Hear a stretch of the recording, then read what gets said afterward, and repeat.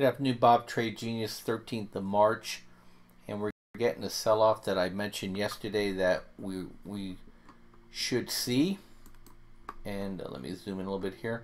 I told you yesterday we hit the top of that 4 deviations from linear regression. We broke the low here. We filled the gap, another gap. Now we're going for this gap down here. There's no volume here. Okay, this is showing extended. So if we took the extension off, you'll see that we have this gap to fill, and this green line is a line in the sand. We roll back down below here.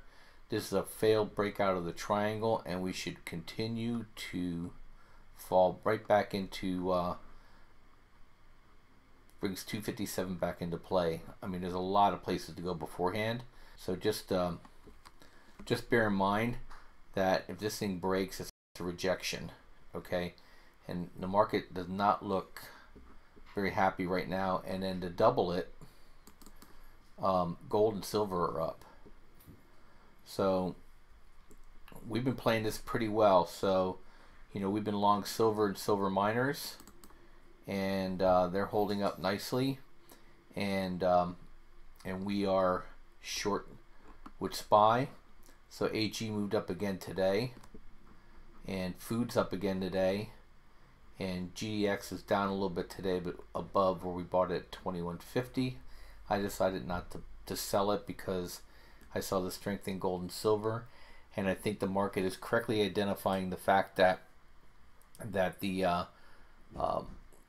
Federal Reserve is not going to be fast enough against the slowing economy and against their rate expectations.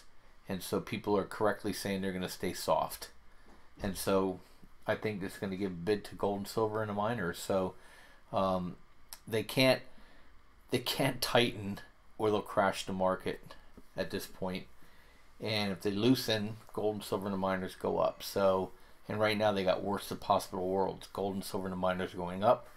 Markets is rolling down, and once it makes a lower low, I mean, we can literally bring SPY back up again. I mean, we can literally drop, you know, 20 SPY points or 200 points in the futures market without any effort whatsoever. There's nothing holding this thing up. It's all been robot buying, and they can care less. They will just simply turn off the buy button, and we'll just plunge. And it's definitely possible. So just be careful. And like I said, you're risking 40% to maybe make another 5% in the stock market. I've just been begging people for months. This is over. So money's gonna be moving out of this. It's going to move back into bond. It's going to move into metals and miners. It's going to move into cryptocurrencies. But it's going to be leaving big tech and the financials. And the economy is just not strong enough. We got it twice today. On Friday. Friday, wages weren't going up. Today, inflation's not going up.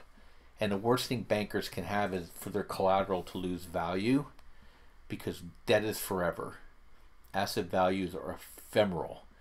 You know, when we did M&A work, we always looked at where are the hard costs, where are the structural costs in the business, ones you can't eliminate, because revenue, you know, revenue is just a number, and revenue can go away tomorrow.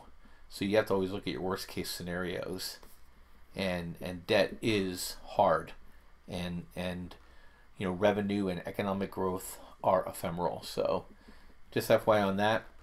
And you guys, hey, you have a couple more days if you want to get the Trade Genius discount. Just do 50 me or Bob Says and come join us.